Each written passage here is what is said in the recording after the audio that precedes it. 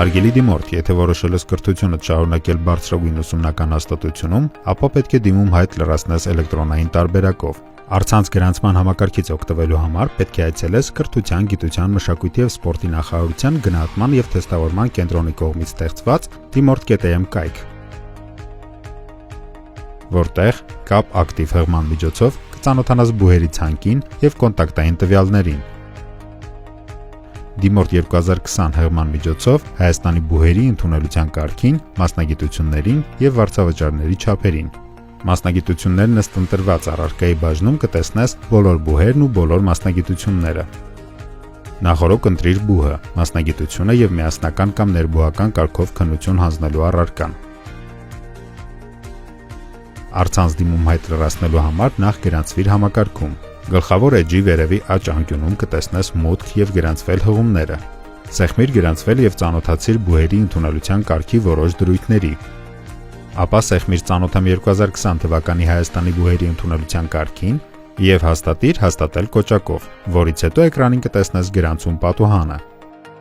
Առաջին ԳԹԿ անձնական համար տողում լրացրու այն թիվը, որը քեզ հատկացրել է ուսումնական հաստատությունը։ Ապա լրացրու քո անունը։ Էլեկտրոնային հասցե բաժնում նշիր իրական, գործածվող հասցե, քանի որ հետագա բոլոր գործողությունների մասին տեղեկությունը քեզ տրամադրվելու է հենց այդ հասցեով։ Գաղտնաբար պատուհանում լրացրու բոլորովին նոր գաղտնաբառ, ոչ թե քո էլեկտրոնային հասցեի գաղտնաբառը, եւ անպայման հիշիր այն, որովհետեւ հենց այդ գաղտնաբառով պետք է մուտք գործես համակարգ։ Քո նոր գաղտնաբառը կլինի միայն dimort.am կայք մուտք գործելու գաղտնաբառը։ Լրացնելով բոլոր դաշտերը սեղմիր գրանցվել, որից հետո էկրանին կտեսնես քո անձնական էջը դիմում հայտով։ Կբացվի պատուհան, որտեղ գրվածն անպայման կարդա, կամ հիմա լսիր, թե ինչ է գրված այդտեղ։ Այս կայքում ձեր լրացրած տվյալները համարվում են բուհերի ընդունելության քննության եւ մասնագիտությունների ընտրության պաշտոնական դիմում հայտ։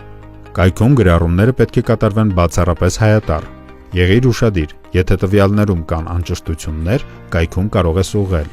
Դիմում հայտերի ընդունման ժամկետը սկսվում է մայիսի 25-ին եւ ավարտվում հունիսի 15-ին ժամը 18-ին։ Դիմում հայտում կեղծ տվյալներ լրացնելու եւ կամ ներկայացնելու դեպքում Dimort-ը պատասխանատվություն է կրում Հայաստանի Հանրապետության օրենսդրությամբ սահմանված կարգով։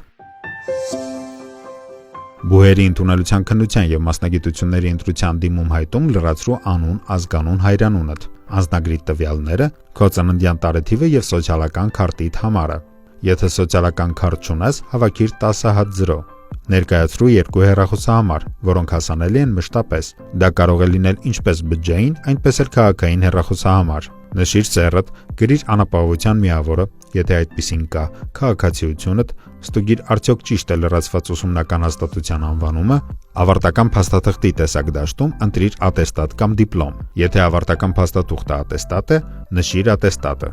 Գրանցիր սերիան եւ համարը։ Նույնը դիպլոմի դեպքում։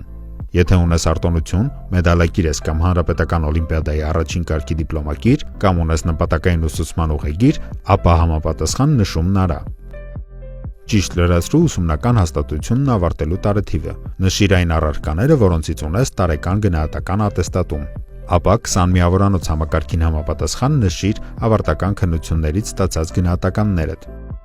Եթե ունես պետական ավարտական քննության գնահատական հայոց լեզու եւ հայ գերականություն, հայոց պատմություն եւ մաթեմատիկա առարկաներից, լրացրու այդ 3 առարկաների գնահատականները։ Եթե չունես, լրացրու 0։ Հաջորդ քայլով ընտրիր հանձնվող քննությունը, ներբուհական թե միասնական, եւ նշիր առարկան։ Երևանի պետական բժշկական համալսարանի ռազմաբժշկական մասնագիտությունն ընտրած դիմորդները միջև ընդունելության դիմում հայտի լրացումը բուհից պետք է ստանան կտրոն։ Հանրակրթական ուսումնական հաստատությունների այն շրջանավարտները, որոնց ատեստատում կամ համապատասխան ավարտական փաստաթղթում հայոց լեզու առարկան ատեստավորված չէ, ընդունելության մրցութային քննությունը կարող են հանձնել ռուսերեն թարգմանությամբ, բացառությամբ հայոց լեզու եւ հայ գերականություն, հայոց պատմություն եւ մյուս օտար լեզուների քննությունների, այդ մասին տեղեկացնելով գնահատման թեստավորման կենտրոնին։